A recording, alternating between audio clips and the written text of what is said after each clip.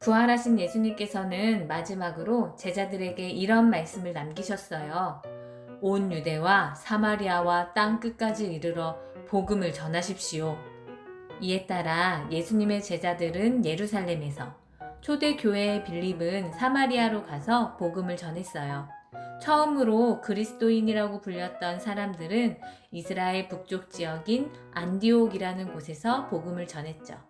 아쉽게도 예수님의 제자들은 예루살렘과 유대 땅에 멈춰선 채 복음을 전했지만 예수님의 마지막 명령은 조금씩 다양한 모습으로 다양한 사람들을 통해서 지켜지고 있었어요. 특히 바울이라는 사람은 땅 끝까지 가서 복음을 전하겠다고 다짐한 열혈 사도였죠.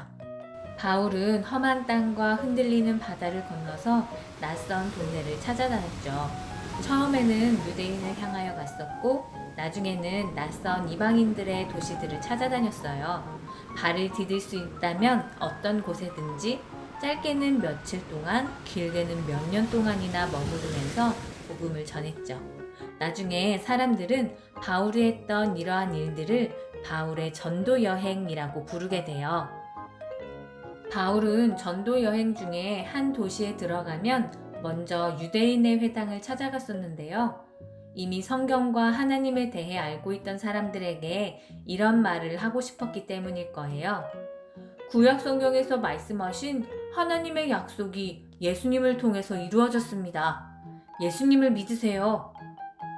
유대인들 가운데 바울의 이야기에 귀를 기울이면서 예수님을 믿는 사람들이 생겨나기 시작했어요. 그리고 동시에 바울이 전해주는 예수님의 이야기를 믿지 않을 뿐더러 예수님을 전하는 바울을 미워하는 사람들도 생겨났죠.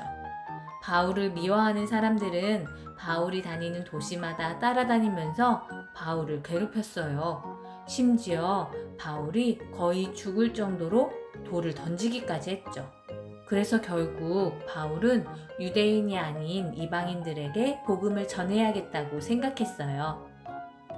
바울은 몇 년간 함께했던 에베소의 장로들을 불러서 이방인을 위한 여행을 떠나기 위해 먼저 예루살렘으로 가겠다고 말했어요. 사람들은 걱정했죠. 예루살렘에는 바울을 미워하는 유대인들이 많이 있었거든요.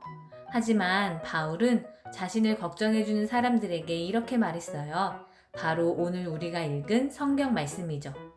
나는 성령의 지시를 받아서 예루살렘으로 갑니다. 거기서 어떤 일이 닥칠지 모릅니다.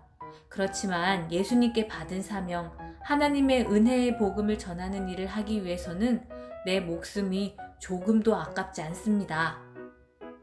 예수님께서 십자가를 앞에 두고 기도하실 때 나의 뜻이 아닌 아버지의 뜻대로 되길 바란다고 기도하셨었는데요.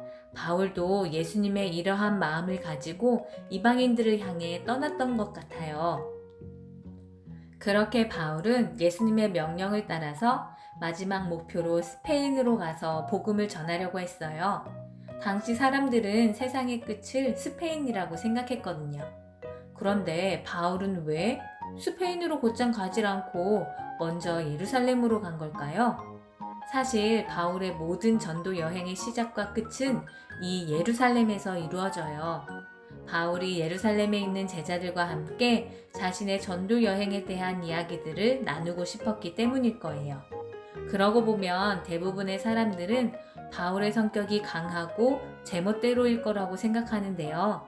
바울은 오히려 율법을 잘 지키고 예루살렘의 제자들의 말에도 순종하는 사람이 아니었을까요? 바울의 이러한 다짐 덕분에 유대인들을 넘어서 땅 끝에 있는 낯선 이방인들에게 복음이 전해지게 되었어요. 그리고 그 복음은 오늘 말씀을 듣고 있는 우리 모두에게도 전해지게 되었죠.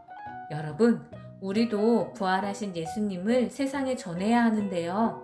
예수님의 명령을 생각하면서 용기 있는 바울의 모습을 기억하면서 그렇게 복음을 전해보면 어떨까요?